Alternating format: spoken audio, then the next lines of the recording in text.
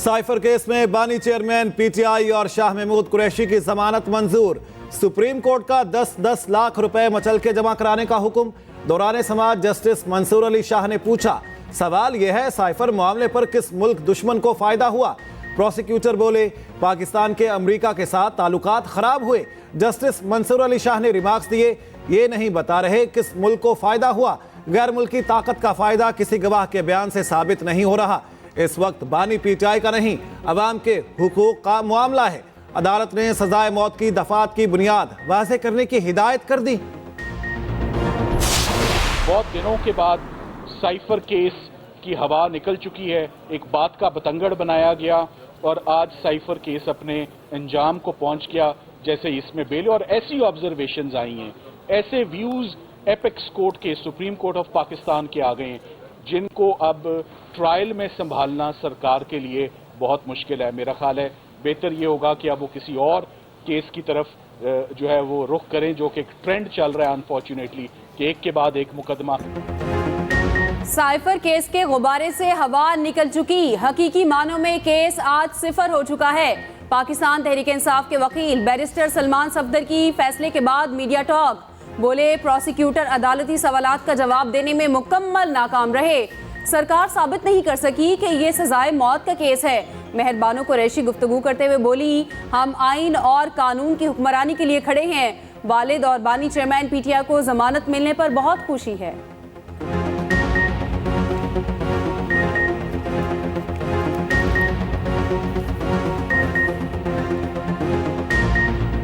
इंतकाम पे मबनी केस था, ये पॉलिटिकल विक्टिमाइजेशन का केस था और आपके सामने आज मेरिट पे दोनों खान साहब को और मेरे वालिद शाह महमूद कुरैशी साहब को बेल मिली है।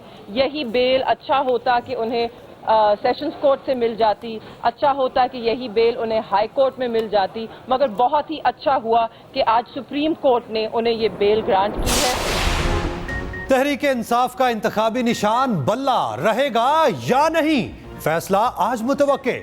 इलेक्शन कमीशन को PTI intra party election case का फैसला आज सुनाने का हुक्म। पेशावर हाई कोर्ट के 2 रुकनी बेंच ने महफूज फैसला सुनाया। अदालत ने इलेक्शन कमीशन को कानून के मुताबिक फैसला करने का हुक्म दिया।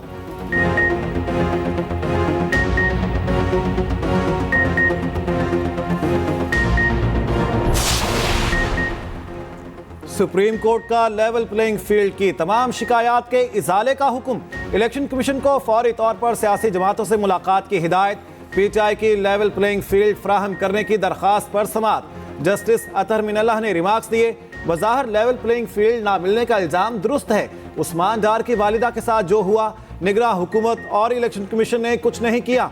एक सियासी जमात को क्यों अलग डील किया जा रहा है? कायम मकाम चीफ जस्टिस ने कहा, इलेक्शन कमीशन एमपीओ के ऑर्डर क्यों नहीं रुकवा रहा? तमाम आईजीज को कहें पीटीआई उम्मीदवारों को तंग ना किया जाए। सुप्रीम कोर्ट ने तहरीक इंसाफ की दरखास्त निपटा दी। दूसरी तरफ सुप्रीम कोर्ट की हिदायत पर तहरीक इंसाफ के वफ्द की इलेक्शन कमीशन से मुलाकात।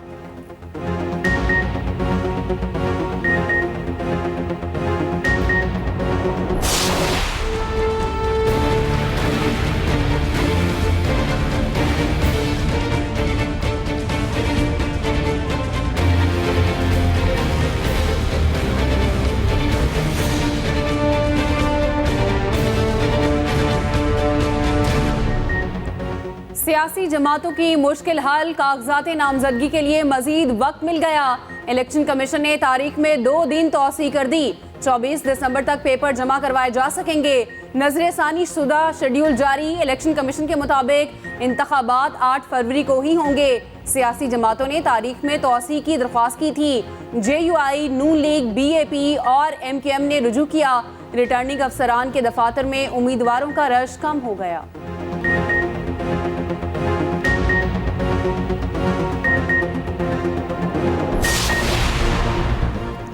आम इंतखाबात के लिए सियासी जमातों ने पत्ते शो कर दिए। बानी पीटीआई के मियांवाली के हल्का NA 89 से कागजात नामजदगी जमा। साबिक वजीर आजम शहबाज शरीफ कराची से इलेक्शन लड़ेंगे। NA 242 केमाड़ी से नामजदगी फॉर्म जमा करवाया जाएगा। मरियम नवाज सूबाई असेंबली के इंतखाब में हिस्सा लेंगी। PP 160 से कागजात नामजदगी हासिल कर लिए। कागजात नामजदगी क्लियर करवाने के लिए नून लीग के कानूनी माहिरीन की बैठक जारी। किस्म के इल्ज़ाम लगाए जाते हैं जिनका कोई सिर पैर नहीं है, उनका कोई बुनियाद नहीं है, उनमें हकीकत का जो है एक रत्ती भर हकीकत नहीं है। तो हमने तो नहीं कहा था कि जी टीवी पे बैठ के प्रोग्राम करें और अपनी सियासी साख को नुकसान पहुँचाएँ।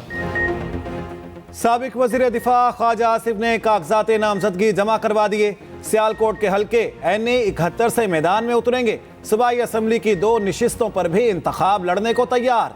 लीगी रहनुमा ने मीडिया से गुफ्तगू में कहा, मुझ पर लगे इल्जामात का कोई वजूद नहीं। उस्मान डार के घर पुलिस कार्रवाई से मुतालिक इल्म नहीं। हमने नहीं कहा था टीवी पर बैठकर प्रोग्राम करें। जमहूरी अमल से सियासत को तरजीह देता हूं।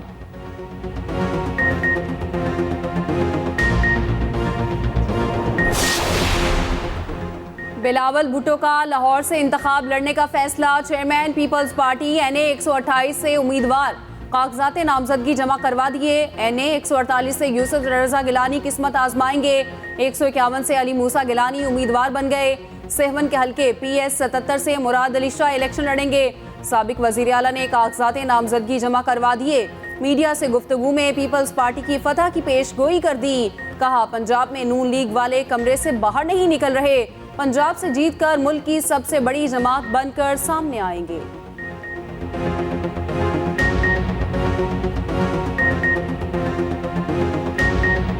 जो लोग फॉर्म लेके गए हैं, जो बनाए हैं, मैं सबको वेलकम करता हूं और इंशाल्लाह ताला इस हल्के के अवाम पे छोड़ता हूं कि पाकिस्तान पीपल्स पार्टी के उम्मीदवार को कम।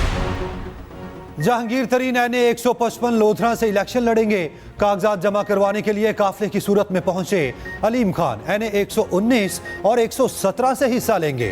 रावलपिंडी में 7 कौमी और 14 सूबाई असम्बलियों के लिए 125 कागजात जमा। बलोचिस्तान की 16 नशिस्तों के लिए 50 उम्मीदवार मद्दे मुकाबिल। पेशावर में कौमी असम्बली के 5 हलकों के लिए 194 कागजात वसूल हो चुके। उधर जेहलम में साबिक वफाकी वजीर फवाद चौधरी के भाई फराज चौधरी गिरफ्तार। फराज चौधरी फवाद चौधरी के कागजात जमा करवाने आए थे। दूसरी तरफ मोनस इलाही कहते हैं, मेरी वालिदा अपने कागजात जमा कराने गुजरात RO के पास पहुंची तो पुलिस और RO ने अंदर से ताला लगा दिया। हमारे घर के मर्दों से तो डरते ही हैं, अब औरतों से भी खौफजदा हो गए हैं। बलोच मुजाहिरीन की गिरफ्तारी के खिलाफ दरखास्त पर समाअत। IG इस्लामाबाद पेश। इस्लामाबाद हाई कोर्ट ने IG को 30 मिनट में पेश होने का हुक्म दिया। चीफ जस्टिस आमिर फारूक ने रिमार्क्स दिए। बताया गया, कुछ खवातीन को जबरदस्ती वापस भेजा जा रहा था। IG बोले, जो वापस जाना चाहते थे उनके लिए बस का इंतजाम किया। हमारी हिरासत में खवातीन नहीं हैं। चीफ जस्टिस ने कहा, मुजाहिरीन पुरअमन एहतजाज कर सकते हैं, वो जहां जाना चाहें जा सकते हैं।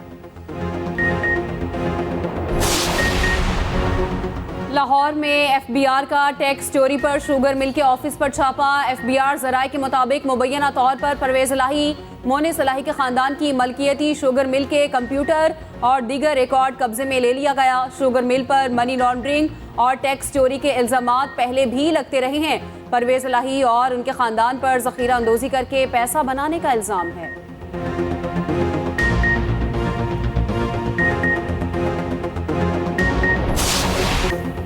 गाजा पर इस्राएली बारूद की बरसात जारी।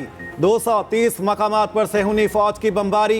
एक रोज में मजीद 100 फलस्तीनी शहीद हो गए। यूरोपीय अस्पताल के करीब हमले में 55 शहादतें रिपोर्ट। इसराइल ने हिलाल अहमर की इमारत का घेराव कर लिया।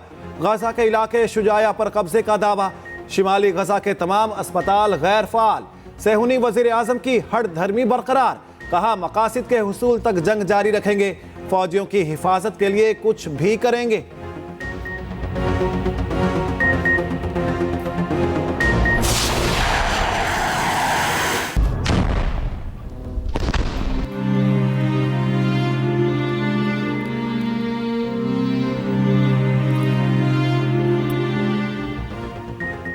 फलस्तीनियों की नस्लकुशी रोकने तक बात नहीं होगी। हमास का इसराइल से मुज़ाकरात से साफ इनकार। फलस्तीनी मज़हमती तंजीम ने बयान में कहा, नस्लकुशी रुकने तक कैदियों के तबादले पर बात नहीं करेंगे। आलमी बरादरी अपनी जिम्मेदारियों से दस्तबरदार न हो।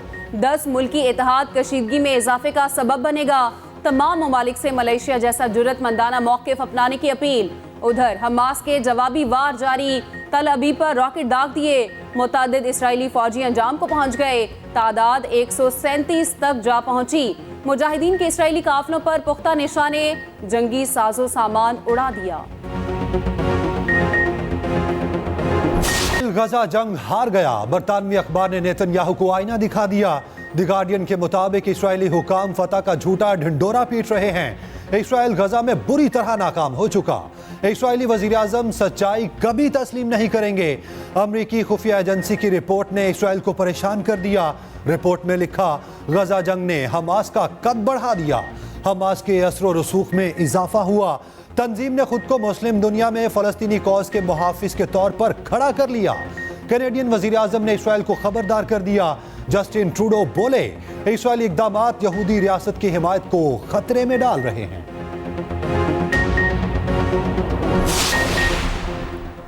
मीडिया की आज़ादी सल्ब करके अवाम को हक़ मालूमात से महरूम रखना इंतहाई तशवीशनाक है। सहाफ़ती तंजीमों CPNE, एमंट और PFUJ का मुश्तरका बयान। कहा, अहम मुकदमात की मीडिया कवरेज पर पाबंदी हैरान कुन है। अखबारात और चैनल्स को बहुत से चैलेंजेस का सामना है। रियासती इदारों के जरिए दबाव बढ़ाकर खौफ की फ़ज़ा पैदा की गई है। चीफ जस्टिस पाकिस्तान और वज़ीर आज़म से फौरी नोटिस लेने का मुतालिबा। इजहार राय की आज़ादी यकीनी बनाने के लिए हर मुमकिन इक़दामात का मुतालिबा। जाड़ा आते ही सुई नौदरन ने अवाम पर गैस बम गिरा दिया। सारिफीन पर अरबों रुपए का एक और टैक्स नाफिज। माहाना फिक्स्ड चार्जेस नवंबर के बिलों में शामिल। जराये के मुताबिक ओगरा ने फिक्स्ड चार्जेस वसूली की इजाजत दे दी। हुकाम के मुताबिक प्रोटेक्टेड सारिफीन 0.9 हेक्टोमीटर गैस इस्तेमाल वाले माहाना 400 फिक्स्ड चार्जेस देंगे।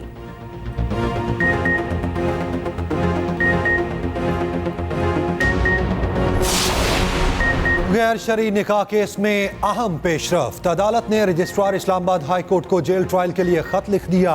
बुशरा बीबी की हाजिरी से इस्तिस्ना की दरखास्त मंजूर। District and session court Islamabad में केस की समाअत। वकील ने कहा, जेल जैमर्स के बायस बुशरा बीबी के साथ राब्ता नहीं हो रहा। अदालत ने केस की समाअत 2 जनवरी तक मुलतवी कर दी।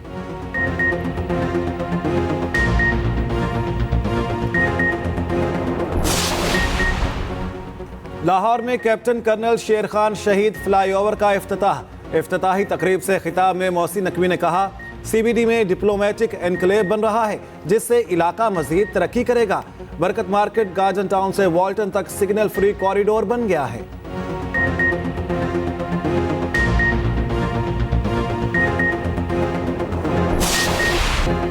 स्टॉक मार्केट में उतार चढ़ाव जारी। 100 इंडेक्स में 166 पॉइंट्स की मंदी। इंडेक्स 62,525 पर ट्रेड करता रहा। उधर अमेरिकी करेंसी की बेकदरी जारी। इंटरबैंक में डॉलर 63 पैसे सस्ता, कीमत 282 रुपए 15 पैसे पर आ गई।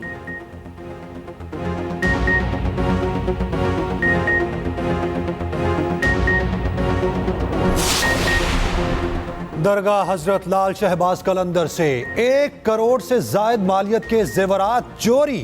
निगरान वजीर औकाफ उमर सोमरो का दरगाह के मैनेजर को मुअत्तल और मुकदमा दर्ज करने का हुक्म। तर्जुमान वजीर औकाफ के मुताबिक इंक्वायरी कमेटी के सामने मैनेजर जुबैर बलोच ने अपनी चोरी का एतराफ किया है। निगरान वजीर औकाफ उमर सोमरो का कहना है, दरगाह के मैनेजर की तनख्वाह और पेंशन भी रोकने के अहकामात दे दिए हैं।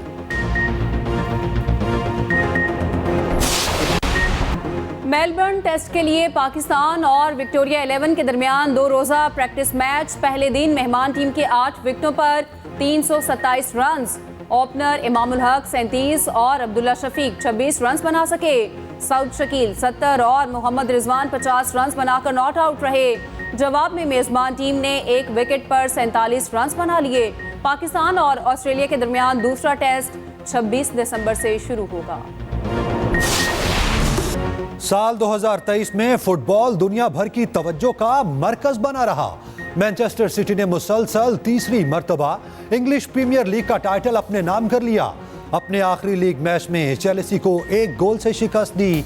मदाहों ने साल भर होने वाले मैचेस को बेहद एंजॉय किया।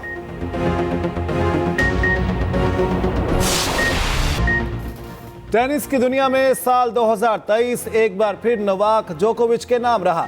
सर्बियन स्टार ने 4 में से 3 ग्रैंड टाइटल्स जीत लिए।